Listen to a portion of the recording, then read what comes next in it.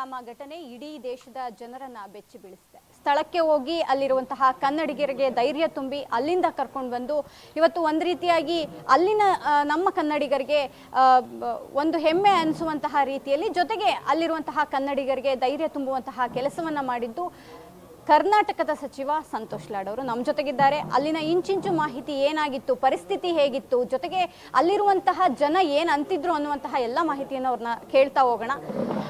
Sir, ಒಂದು ರೀತಿ ನೀವು ಸಾಕಷ್ಟು ಬೇರೆ ಬೇರೆ ಇನ್ಸಿಡೆಂಟ್ಗಳನ್ನು ನೋಡಿದ್ರಿ, ಭೂಕಂಪ ಆದ ಕಡೆ ಹೋಗಿದ್ರಿ, ಮಳೆ ಹೆಚ್ಚಾದಂತಹ ಕಡೆಗಳಲ್ಲಿ ಭೂಮಿ ಕುಸಿದಂತಹ ಸ್ಥಳಗಳಿಗೆ ಹೋಗಿದ್ರಿ. ಇದು ವಿಭಿನ್ನವಾದಂತಹದ್ದು. ನಮ್ಮ ರಾಜ್ಯದ ಜನ, ದೇಶದ ಜನ ಅಲ್ಲಿದ್ದಂತಹದ್ದು, ಆ ಒಂದು ಘಟನೆಗೆ ಒಳಗಾಗಿದ್ದಂತಹದ್ದು, ಅತ್ತೆಗೀಡಾಗಿದ್ದಂತಹದ್ದು, ಮೊದಲನೇದಾಗಿ ನೀವು ಹೋಗಿ ನೋಡಿದಾಗ ಏನು ಅನ್ನಿಸ್ತು ಸರ್? ಇಲ್ಲ, ನಾನು ಸೀದಾ ಫೀಲ್ಡಿಗೆ ಅಂತ ಹೋಗಿರಲಿಲ್ಲ, ಯಾಕಂದರೆ ಅವಕಾಶನೂ ಅಲ್ಲಿ ಇರ್ತಕ್ಕಂಥದ್ದಿಲ್ಲ. ನಾನು ಸೀದಾ ಹೋಗಿರ್ತಕ್ಕಂಥ ಆಸ್ಪತ್ರೆಯಲ್ಲಿ, ಆ ಮೊದಲನೇ ಆಸ್ಪತ್ರೆಯಲ್ಲಿ ಹೋದಾಗ ಬಹುತೇಕ, ಯಾಕಂದರೆ ಎಲ್ಲ ಡೆಡ್ ಬಾಡಿಗಳಲ್ಲಿ ಬಂದಿತ್ತು, ಅಲ್ಲಿರ್ತಕ್ಕಂಥ ಎಕ್ಸ್ಪೀರಿಯನ್ಸ್ಗಳು ಏನಾಗಿದೆ ಅಂತ ಕೇಳಿದಾಗ ಭಾಳ ಭಯಂಕರವಾದಂಥ ಎಕ್ಸ್ಪೀರಿಯನ್ಸ್ ಇದೆ. ಆಮೇಲೆ ಯಾವುದೇ ಒಬ್ಬ ಕಾಮನ್ ಸಿಟಿಸನಿಗೆ ಇಂಥ ಎಕ್ಸ್ಪೀರಿಯನ್ಸ್ಗಳು ಭಾಳ ದೊಡ್ಡ ಶಾಕಿಂಗ್ ಇರ್ತಕ್ಕಂಥದ್ದು. ಅದರಲ್ಲಿ ಹೆಣ್ಮಕ್ಳು ಯಾರು ಭಾಳ ನೇರವಾಗಿ ಇದನ್ನು ನೋಡಿದ್ದಾರೆ ಅವರಿಗೆ ಭಾಳ ಶಾಕಿಂಗ್ ಆಗಿದೆ. ಅಲ್ಲಿ ಕೆಲವು ಹೇಳಿರ್ತಕ್ಕಂಥ ಮಾತುಗಳನ್ನ, ಅವ್ರ ಎಕ್ಸ್ಪೀರಿಯನ್ಸ್ಗಳನ್ನ ನೋಡ್ತಾ ಇದ್ದರೆ ನಾನು ಪದೇ ಪದೇ ಹೇಳ್ತಕ್ಕಂಥದ್ದು ಬರೀ ಊಹೆ ಮಾಡ್ಕೋಬೋದು ನಾವು ಹೊರತು ಆ ಸಿಚುವೇಷನಲ್ಲಿ ನಾವು ಹೆಂಗೆ ಡೀಲ್ ಮಾಡ್ತಿದ್ದೀವೋ ನಮಗೆ ಗೊತ್ತಿಲ್ಲ. ಪ್ರತಿಯೊಂದು ಹೆಣ್ಮಗಳು ಯಾರು ಈ ಸಿಚುವೇಷನ್ನ ಡೀಲ್ ಮಾಡಿದ್ದಾರೆ ಅವ್ರಿಗೆ ನಾನು ವೈಯಕ್ತಿಕ ಪರವಾಗಿ ನಾನು ದೊಡ್ಡ ಸಲ್ಯೂಟ್ ಹೇಳಲಿಕ್ಕೆ ಇಚ್ಛೆ ಬಯಸ್ತೇನೆ. ಯಾಕಂದರೆ ಕೆಲವರು ಭಾಳ ಗಟ್ಟಿಯಾಗಿ ಏನೋ ವಿಚಾರಗಳನ್ನ ಅವ್ರಿಗೆ ಮಾತನಾಡಿರ್ತಕ್ಕಂಥದ್ದು, ನನ್ನ ಕೊಲ್ಲು ಅಂತ ಹೇಳಿರ್ತಕ್ಕಂಥದ್ದು, ಇದು ಈ ದೇಶದ ಹೆಣ್ಮಗಳು ಮಾತ್ರ ಈ ರೀತಿ ಮಾತಾಡ್ಬೋದು ಅಂತ ನನ್ನ ವೈಯಕ್ತಿಕ ಅಭಿಪ್ರಾಯ ಅಂತ ಈ ಸಂದರ್ಭಕ್ಕೆ ಹೇಳಲಿಕ್ಕೆ ಇಚ್ಛೆ ಬಯಸ್ತೇನೆ. ಸರ್, ಅದರಲ್ಲಿ ಹೊಸದಾಗಿ ಮದುವೆ ಆದವರಿದ್ರು. ಒಂದು ಕಾಶ್ಮೀರ ಅಂದ್ರೇನೆ ಅದೊಂದು ಸ್ವರ್ಗ ಅನ್ನುವಂತಹದ್ದು ಎಲ್ಲರಲ್ಲೂ ಮನಸ್ಸಿದೆ. ಅಂತಹ ಸ್ವರ್ಗ ನರಕ ಆದಂತಹ ಕ್ಷಣ, ಆ ಪುಟ್ಟ ಮಕ್ಕಳುಗಳು, ತಂದೆ ತಾಯಿ ಜೊತೆಗೆ ಹೋದಂತಹ ಮಕ್ಕಳುಗಳು, ಅವರೆಲ್ಲ ಮಾತಾಡ್ದಂಗೆ ನಿಮ್ಗೆ ಏನು ಅನ್ನಿಸ್ತು ಅನ್ನುವಂಥದ್ದು? ಒಬ್ಬ ಮಗು ನಾನು ಹೋದಾಗ ಅವ್ನು ಹೇಳ್ದ, if somebody is to come and knock the door wish to feel it's terrorist ಅಂತ. ಆ ಥರ ಭಯದ ವಾತಾವರಣ ಇತ್ತು. ನಾವು ಹೋದಾಗ ಕೂಡ ಭಯದ ವಾತಾವರಣನೇ ಇತ್ತು, because everything was guarded. So ಈ ಥರ ಸಿಚುವೇಷನಲ್ಲಿ ಎಲ್ಲರೂ ಭಾಳ ನೆಗೆಟಿವ್ ಆಗಿಬಿಡ್ತಾರೆ. ಈ ಯಾವಾಗಲೂ ಅಂತ ಪಾಸಿಟಿವ್ ಸೆಂಟಿಮೆಂಟ್ ಇದ್ದಾಗ ಎಲ್ಲರೂ ಪಾಸಿಟಿವ್ ಇರ್ತೀವಿ, ನೆಗೆಟಿವ್ ಸೆಂಟಿಮೆಂಟ್ ಆದಾಗ ಎಲ್ಲರೂ ನೆಗೆಟಿವ್ ಆಗಿಬಿಡ್ತೀವಿ. ಬಟ್ ಓವರ್ ಆಲ್ ನೆಗೆಟಿವ್ ಸೆಂಟಿಮೆಂಟೇ ಇತ್ತು. ಭಯ, ಭೀತಿ, ಹೊರಗೆ ಹೋಗ್ಬೇಕಾ ಬೇಡ, ಲಾಡ್ಜ್ನಿಂದ ಕೆಳಗೆ ಬರಬೇಕಾ ಬೇಡ, ಎಲ್ಲ ನಾವು ಹೋಗ್ಬೇಕಾ ಬೇಡ ಅಂತ ಪ್ರತಿಯೊಬ್ಬರನ್ನ ಕೇಳ್ತಕ್ಕಂಥದ್ದು, ಆತಂಕ, ಭಯ ಅಲ್ಲಿತ್ತು. ನಮಗೂ ಟೈಮ್ ಜಾಸ್ತಿ ಇರಲಿಲ್ಲ, ಯಾಕಂದ್ರೆ ನಮಗೇನಂತಂದರೆ ಎಲ್ಲರನ್ನ ಸಂಪರ್ಕ ಮಾಡಬೇಕು, ಕರ್ನಾಟಕಕ್ಕೆ ಕರ್ಕೊಂಬರಬೇಕು. ಸೊ ಅಷ್ಟು ಬಿಟ್ಟರೆ ನಮ್ಮ ಜವಾಬ್ದಾರಿ ಕೂಡ ಏನು ಜಾಸ್ತಿ ಇದ್ರ ಮೀರಿ ಇರಲಿಲ್ಲ. ನಾವಿಲ್ಲಿ ಹೋಗಿ ಅಲ್ಲಿ ಸ್ಪಾಟಿಗೆ ಹೋಗ್ಲಿಕ್ಕೆ ನಮಗೆ ಅವಕಾಶ ಸಿಗಲಿಲ್ಲ, ಅಲ್ಲಿ ನಾವು ಸ್ಪಾಟಿಗೆ ಹೋಗಲಿಲ್ಲ. ಬಟ್ ಆದರೆ 40 ಜಾಗದಲ್ಲಿ ಎಲ್ಲಿ ನಾವು ತಿರುಗಾಡಿದ್ವಿ, ಹೋಟ್ಲ್ಗಳಲ್ಲಿ ಹೋದ್ವಿ, ಸಣ್ಣ ಸಣ್ಣ ಪ್ಲೇಸಸ್ಗಳಲ್ಲಿ ಹೋದ್ವಿ, ಮಾತನಾಡಿದ್ವಿ, ಅಲ್ಲಿ ಲೋಕಲ್ ಸ್ಥಳೀಯರಿಗೆ ಮಾತನಾಡಿದ್ವಿ, ಅಲ್ಲಿರ್ತಕ್ಕಂಥ ಲೋಕಲ್ ಆಫೀಸರ್ಸ್ಗಳಿಗೆ, ಸೆಂಟ್ರಲ್ ಆಫೀಸರ್ಸ್ಗೆಲ್ಲ ಮಾತನಾಡಿದಾಗ ಅಲ್ಲಿ ಮಾತಾಡಿರ್ತಕ್ಕಂಥ ಲೋಕಲೇಟ್ಸ್ ಆತಂಕ, ಸತ್ಯವಾಗ್ಲೂ ಹೇಳ್ತೀನಿ, ರಕ್ತದ ಕಣ್ಣೀರು ಹಾಕಿದ್ದಾರೆ ಲೋಕಲ್ ಜನ ಇರ್ತಕ್ಕಂಥವ್ರು. ಅವ್ರು ಶಾಕ್ನಲ್ಲಿದ್ದಾರೆ. ಯಾಕಂದ್ರೆ ಇಷ್ಟು ವರ್ಷ ಇಂಥ ಘಟನೆ ಇಲ್ಲಿ ಆಗಿಲ್ಲ. ಅದನ್ನು ಅವರೆಲ್ಲರೂ ಖಂಡನೆ ಮಾಡ್ತಿದ್ದಾರೆ. ಅದು ಮಾತ್ರ ಮೇಲ್ನೋಟಕ್ಕೆಲ್ಲ, ನೀವು ಒಳಗೆ ಹೋದ್ರೆ ನಿಮಗೆ ಸ್ವತಃ ಅರ್ಥ ಆಗುತ್ತೆ. ಆಮೇಲೆ ಈ ಇನ್ಸಿಡೆಂಟ್ ಆದಲ್ಲಿ ಎಷ್ಟೋ ಜನ ಅಲ್ಲಿ ಲೋಕಲೇಟ್ಸ್ಗಳು ಜನಕ್ಕೆ ನೀರು ಕೊಡ್ತಕ್ಕಂಥದ್ದಾಗಿರಲಿ, ಊಟ ಮಾಡಿಸ್ತಕ್ಕಂಥದ್ದಾಗಿರಲಿ, ಸೇಫ್ಟಿ ಕರ್ಕೊಂಬಂದಾಗಿರಲಿ, ಇದೆಲ್ಲ ಮಾಡಿರ್ತಕ್ಕಂಥದ್ರಲ್ಲಿ ಭಾಳ ದೊಡ್ಡ ಕೊಡುಗೆ ಇದೆ. ಅಲ್ಲಿ ಪಕ್ಷಾತೀತವಾಗಿ, ಜಾತ್ಯತೀತವಾಗಿ ಮಾನವೀಯತೆ ಮೆರೆದಿರ್ತಕ್ಕಂಥ ಜಾಗಗಳು, ಜನರು ಮಾಡಿರ್ತಕ್ಕಂಥ ಸೇವೆಯನ್ನು ಅದನ್ನು ಕೂಡ ಪ್ರಮುಖವಾಗಿ ತೋರಿಸ್ಬೇಕಂತ ನನ್ನ ಅಭಿಪ್ರಾಯ. ಸರ್, ಲೋಕಲೈಟ್ ಸಹಾಯ ಇಲ್ಲದೆ ಅವರು ಅಷ್ಟು ಸುಲಭವಾಗಿ ಒಳಗೆ ಬರೋಕ್ಕಾಗಲ್ಲ, ಯಾಕಂದ್ರೆ ಅಲ್ಲಿ ಕಣಿವೆಗಳಿದೆ, ಓಡೋಗೋಕ್ಕಾಗಲ್ಲ, ಓಡೋದ್ರೆ ಕಣಿವೆಗೆ ಬೀಳ್ತಾರೆ ಅನ್ನುವಂತಹದ್ದಿದೆ. ಆ ಥರದ್ದೇನಾದರೂ ವಾತಾವರಣ ನಿಮಗೆ ಕಾಶ್ಮೀರದಲ್ಲಿ ಕಾಣಿಸ್ತಾ ಅಂತ? ಅಲ್ಲಮ್ಮ, ನಾನು ಈಗ ಅಂಥ ದೊಡ್ಡ ಆಪರೇಷನ್ಸ್ ನಡೀತಾ ಇದೆ, ಈ ಥರ ಹೆಂಗೆ ಇನ್ಫಿಲ್ಟ್ರೇಟ್, ಹೆಂಗೆ ಒಳಗಡೆ ಹೆಂಗೆ ಹೋದ್ರು ಅಂತಕ್ಕಂಥದ್ದು, ಯಾರು ಸಪೋರ್ಟ್ ಮಾಡಿದ್ದಾರೆ, ಯಾರೆಲ್ಲ ಲೋಕಲ್ ಅವರಿದ್ದಾರೆ, ಔಟ್ಸೈಡರ್ ಅಂತ ನನಗೆ ಹೇಳೋಕ್ಕಾಗೋದಿಲ್ಲ. ಆದರೆ ಅಲ್ಲಿ ಇದಕ್ಕೆ ಬಂದಿರತಕ್ಕಂಥ ಪ್ರಶ್ನೆ, ಸೆಕ್ಯೂರಿಟಿ ಹೆಂಗಾಯಿತು, ಸೆಕ್ಯೂರಿಟಿ ಲ್ಯಾಬ್ಸ್ ಆಗಿದ್ದಕ್ಕೆ ಇದಾಗಿರ್ತಕ್ಕಂಥದ್ದು. ಸೆಕ್ಯೂರಿಟಿ ಲ್ಯಾಬ್ಸ್ ಬಗ್ಗೆ ಮಾತಾಡೋದು ಬಿಟ್ಕೊಂಡ್ಬಿಟ್ಟು, ಇದು ಒಬ್ಬ ಯಾವನೋ ಹಂಗೆ ಹೇಳ್ದ, ಅದು ಹೇಳಿರ್ತಕ್ಕಂಥದ್ದು ನಾಚಿಕೆಗೇಡು. ಯಾವನ ಹಂಗೆ ಹೇಳಿದಾನೆ ಅದು ನಾಚಿಕೆಗೇಡಿದೆ, ಅದು ಮಾತಾಡಬಾರ್ದಾಗಿತ್ತು. ಮಾತನಾಡೋದಕ್ಕೆ ಇಡೀ ದೇಶ ಖಂಡನೆ ಮಾಡ್ತದೆ. ಅದನ್ನು ಒಂದೇ ಹಿಡ್ಕೊಂಡ್ಬಿಟ್ಟು, ಅವರು ಕೆಲವು ಹೆಣ್ಮಕ್ಳು ಆ ರೀತಿ ಮಾತಾಡಿಲ್ಲ ಅಂತ ಹೇಳಿದ್ದಾರೆ, ಬೇರೆ ಹೆಣ್ಮಕ್ಳು ನಮಗೆ ಆ ಥರ ಮಾತಾಡಿಲ್ಲ ಅಂತ ಹೇಳಿದ್ದಾರೆ. ಆ ತಾಯಿ ಹೇಳಿದ್ದಾಳೆ, ಬಟ್ ಬೇರೆ ಎಲ್ಲರಿಗೂ ಆ ರೀತಿ ಎಕ್ಸ್ಪೀರಿಯನ್ಸ್ ಆಗಿಲ್ಲ. ಬಟ್ ಬೇರೆ ಎಷ್ಟೆಲ್ಲ ಒಳ್ಳೆ ಎಕ್ಸ್ಪೀರಿಯನ್ಸ್ಗಳಿದ್ದಾವೆ. ಅದು ಬಿಟ್ಟುಕೊಂಡು ಕೇಂದ್ರ ಸರ್ಕಾರಕ್ಕೆ ನಾವು ಪ್ರಶ್ನೆ ಕೇಳೋದು ಬಿಟ್ಟು ಇದನ್ನೇ ಹಿಡ್ಕೊಂಡು ಇಡೀ ದೇಶ 2 ದಿವಸ ನಾವು ಟಿವಿ ಮಾಧ್ಯಮದಲ್ಲಿ ಇದನ್ನೇ ನೋಡಿದ್ವಲ್ಲ, ಅದು ಭಾಳ ಬೇಜಾರಂತ ಈ ಸಂದರ್ಭ ಕೇಳ್ಕೆ ಬಯಸ್ತೇನೆ. ಸರ್, ಕೇಂದ್ರ ಸರ್ಕಾರ ಈಗ ವೈಫಲ್ಯ ಅನ್ನುವಂತಹ ತಗೊಂಡಿದೆ, ಜೊತೆಗೆ ಒಂದಿಷ್ಟು ಕಠಿಣ ನಿರ್ಧಾರಗಳನ್ನು ತೆಗೆದುಕೊಳ್ತೇವೆ ಅನ್ನುವಂಥದ್ದಿದೆ.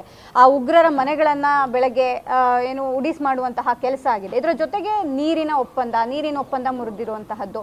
ಇನ್ನೂ ಕಠಿಣ ಕ್ರಮಗಳು ತೆಗೆದುಕೊಳ್ಬೇಕಿತ್ತು ಅಂತ ಅನಿಸ್ತಾ, ಅಥವಾ ಈ ಕಠಿಣ ಕ್ರಮಗಳು ಶಾಂತಿಯುತವಾದ ಕಠಿಣ ಕ್ರಮಗಳು ಅಂತ ಅನಿಸ್ತಿದ್ಯಾ ಅಂತ? ಇದು ಬಾಲಿವುಡ್ ಪಿಕ್ಚರ್, ಇದು ಎಲ್ಲ ನಡೀತಕ್ಕಂಥ ಸ್ಟುಡಿಯೋಲ್ಲೇ ತೋರಿಸ್ತಾರೆ. ಈಗ ಅವಲೇ ನಮ್ಮ ಜಟ್ಗಳು ರೆಡಿ ಆಗ್ಬಿಟ್ಟವೆ, ಏರ್ಕ್ರಾಫ್ಟ್ ರೆಡಿ ಆಗ್ಯಾವೆ, ಈಗ ಹೋಗ್ಬಿಡ್ತತಿ, ಹೋಗಿ ಫ್ಲೈ ಆಗಿ ಹೊಡೆದ್ಬಿಡ್ತೀವಿ, ಬಾಂಬ್ ಹಾಕ್ಬಿಡ್ತೀವಿ ಅಂತ ಎಲ್ಲ ಸ್ಟುಡಿಯೋದಲ್ಲಿ ನಡೀತದೆ. ಇವೆಲ್ಲ ಸ್ಟುಡಿಯೋ ಮಾತುಗಳೇ.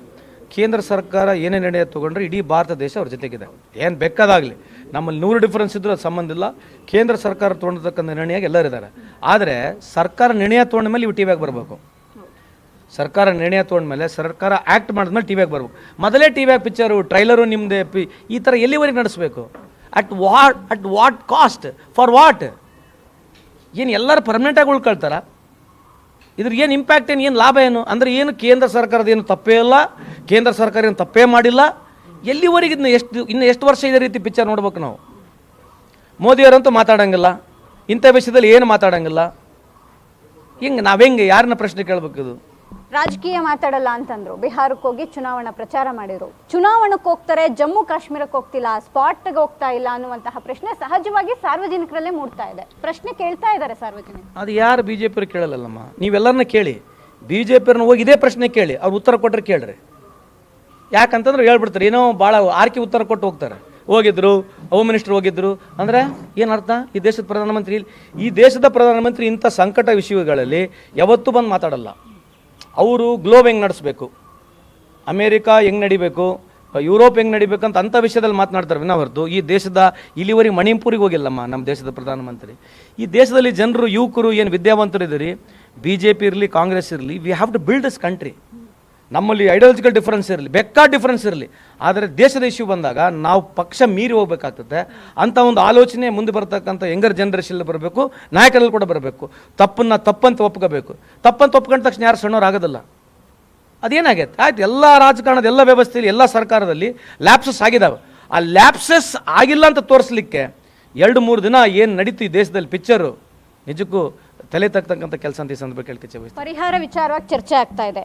10 ಲಕ್ಷ ಒಂದು ರೀತಿ ಇನ್ನೂ ಜಾಸ್ತಿ ಮಾಡಬೇಕು ಅನ್ನುವಂತಹ ಮಾತನ್ನ ತೇಜಸ್ವಿ ಸೂರ್ಯ ಹೇಳ್ತಾರೆ. ಜಮ್ಮು ಅಂಡ್ ಕಾಶ್ಮೀರ ಪರಿಹಾರ ಘೋಷಣೆ ಮಾಡ್ತಾ ಇದ್ರೆ ಕೇಂದ್ರ ಸರ್ಕಾರ ಇದುವರೆಗೂ ಏನೂ ಹೇಳಿಲ್ಲ. ಈಗ ನಾವು 10 ಲಕ್ಷ ಕೊಟ್ಟಿದ್ದೀವಿ, ಇನ್ನು ಜಾಸ್ತಿ ಕೊಡಬೇಕಂತಕ್ಕಂಥದ್ದು ಅವ್ರ ವಾದ ಇದ್ದರೆ ಅದು ಸರಿ ಇದೆ, ಅದ್ರಾಗ ಹೇಳಿನ ಪ್ರಶ್ನೆ ಇಲ್ಲ. ನಾವು ಕೇಳ್ತಕ್ಕಂಥ ಪ್ರಶ್ನೆ, ಕೋವಿಡ್ನಲ್ಲಿ ಸುಮಾರು ಎಷ್ಟು ಜನ ತೀರೋದ್ರು ಆಯಿತಾ? ರಾಜ್ಯ ಸರ್ಕಾರ ಅವ್ರದ್ದೇ ಇತ್ತು, ಅವಾಗ ಎಷ್ಟು ಕೊಟ್ರಂತ ಇವರು ರಾಜ್ಯ ಸರ್ಕಾರ. ಆಮೇಲೆ ಅಂತಿಮ ಕ್ರಿಯಾ ಶವ ಸಂಸಾರ ಮಾಡ್ಲಿಕ್ಕೂ ಸರ್ಕಾರ ಮುಂದೆ ಬರಲಿಲ್ಲ. ಶವ ಸಂಸಾರ ಮಾಡ್ಲಿಕ್ಕೆ, ಅಂತಿಮ ಕ್ರಿಯೆ ಮಾಡ್ಲಿಕ್ಕೂ ಸರ್ಕಾರ ಮುಂದೆ ಬರಲಿಲ್ಲ. ಆ ಪರಿಸ್ಥಿತಿ ಇತ್ತು. ಅವಾಗ ಕೂಡ ಈ ದೇಶದಲ್ಲಿ ಮಾಡಿರ್ತಕ್ಕಂಥದ್ದು ಬಹುತೇಕ ಜಾಗದಲ್ಲಿ ಮುಸಲ್ಮಾನರೇ ಮಾಡಿರ್ತಕ್ಕಂಥದ್ದು, ನೆನಪಿರಲಿ. ಸೊ ಅದಕ್ಕೆ ಅವ್ರು ಕೇಳ್ತಕ್ಕಂಥ ಪ್ರಶ್ನೆಗೆ ಉತ್ತರ ನಾನು ಕೊಡ್ಲಿಕ್ಕೆ ಇಚ್ಛೆ ಬಯಸ್ತೀನಿ. ಹೌದು, ನೀವು ಕೇಳ್ತಕ್ಕಂಥ ಪ್ರಶ್ನೆಯನ್ನು ಸರ್ಕಾರ ಜಾಸ್ತಿ ಕೊಡಬೇಕಾ, ಸರ್ಕಾರ ವಿವೇಚನೆಗಿದೆ. ನೀವು ನಿಮ್ಮ ಕಾಲದಲ್ಲಿ ಎಷ್ಟು ಕೊಟ್ಟಿದ್ದಾರೆ? ಕೇಂದ್ರ ಸರ್ಕಾರದಿಂದ ಜಾಸ್ತಿ ಕೊಟ್ಟರೆ ಅನುಕೂಲ ಆಗುತ್ತೆ. ಕಂಪೇರ್ ಮಾಡಿ, ಆನೆ ತುಳಿದುಕೊಳ್ಳಾಗಾದವ್ರು ಜಾಸ್ತಿ ಕೊಟ್ಟರು, ಇರುವೆ ತುಳಿದು ಕಮ್ಮಿ ಆದವ್ರು ಕಮ್ಮಿ ಕೊಟ್ಟರು. ನೀವೇನು ಕೊಟ್ರಿ? ಮಹಾರಾಷ್ಟ್ರದಾಗ ಏನು ಕೊಟ್ರಿ ನೀವು? 6 ಜನ ತೀರೋಗಿದ್ದಾರೆ ಮಹಾರಾಷ್ಟ್ರನಾಗ, ನೀವೆಷ್ಟು ಕೊಟ್ಟಿರಿ? ಈ ಥರ ನೋಡ್ರಿ, ಕೇಳೋಕ್ಕೆ ಅಧಿಕಾರ ಇದೆ, ಜಾಸ್ತಿ ಕೊಡೋಂತಕ್ಕಂಥದ್ದು ಸರಿ ಇದೆ, ಅಷ್ಟು ಮಾತ್ರ ನಾನು ಒಪ್ಪಲ್ಲ. ಕೊನೆ ಪ್ರಶ್ನೆ ಸರ್, ವಯನಾಡು ಘಟನೆ ಆದಾಗ ಹೋಗಿದ್ರಿ, ಈಗ ಇಲ್ಲಿ ಕಳಿಸಿದ್ರು ಸಿಎಂ ಸಿದ್ದರಾಮಯ್ಯ. ಎಲ್ಲೋ ಒಂದು ಕಡೆ ಸಂತೋಷ್ ಲಾಡ್ ಅವರು ಇದನ್ನೆಲ್ಲ ನಿಭಾಯಿಸೋದಕ್ಕೆ ಸಮರ್ಥರು ಅನ್ನುವಂತಹದ್ದು, ಅಥವಾ ಈ ಥರ ಎಕ್ಸ್ಪೀರಿಯನ್ಸ್ ನಿಮಗೆ ಬೇರೆ ಬೇರೆ ಒಂದಿಷ್ಟು ಘಟನೆಗಳಿಗಿಂತ ಎಕ್ಸ್ಪೀರಿಯನ್ಸ್ ಬೇರೆ ಅನ್ನಿಸ್ತಾ ಅನ್ನುವಂತಹದ್ದು? ಎಕ್ಸ್ಪೀರಿಯನ್ಸ್ಗಳು ಆ್ಯಡ್ ಆಗ್ತಾನೆ ಇದ್ದಾವೆ. ಯಾಕಂದರೆ ಪ್ರತಿ ಘಟನೆಯಲ್ಲಿ ಹೋದಾಗ ಒಂದು ಎಕ್ಸ್ಪೀರಿಯನ್ಸ್ ಆ್ಯಡ್ ಆಗ್ತಾ ಇದೆ. ಸೊ ನನಗೆ ಅಲ್ಲಿ ಹೋದಾಗ it becomes more like A passion. ನಾನು ಯಾವುದು ಮಿನಿಸ್ಟ್ರು, ರೆಪ್ರೆಸೆಂಟೇಟಿವ್ ಆ ಥರ ಯೋಚನೆ ಬರಲ್ಲ. ನಾನು one among a common man. ಪ್ರತಿಯೊಬ್ಬರು ನಮ್ಮ ಫ್ಯಾಮಿಲಿ ಪೀಪಲಲ್ಲಿ, ಆ ಫ್ಯಾಮಿಲಿ ಪೀಪಲಿಗೆ ತೊಂದರೆ ಬಂದಾಗ ಪ್ರತಿಯೊಬ್ಬ ಈ ದೇಶದ ನಾಗರಿಕರು ಏನು ಪ್ರಯತ್ನ ಮಾಡ್ತಾನೆ ಅಷ್ಟು ಪ್ರಾಮಾಣಿಕವಾಗಿ ಪ್ರಯತ್ನ ಮಾಡ್ತಾ ಇದ್ದೀನಿ. ಅದು ಜನ ಸ್ವಲ್ಪ ಪ್ರಶಂಸೆ ಪಡ್ತಾರೆ. ನಾನೇನು ದೊಡ್ಡ ಹೀರೋ ಅಂತಲೇ, ನಾನೇ ದೊಡ್ಡ ಎಲ್ಲ ಮಾಡಿದೆ ಅಂತ ಹೇಳಲ್ಲ, ಬಟ್ ಪ್ರಾಮಾಣಿಕವಾಗಿ ಪ್ರಯತ್ನ ಮಾಡಿದೆ ಅಂತ ಹೇಳಲಿಕ್ಕೆ ಇಚ್ಛೆ ಬಯಸ್ತೇನೆ. Thank you so much sir. ಇದಿಷ್ಟು ಸಂತೋಷ್ ಲಾಡ್ ಅವರ ಮಾತು. ಕ್ಯಾಮ್ರಾಮನ್ ಸುಧೀರ್ ಜೊತೆ ದೀಪಾ ಕುಕ್ಕವಾಡ, ಪವರ್ ಟಿವಿ ಬೆಂಗಳೂರು.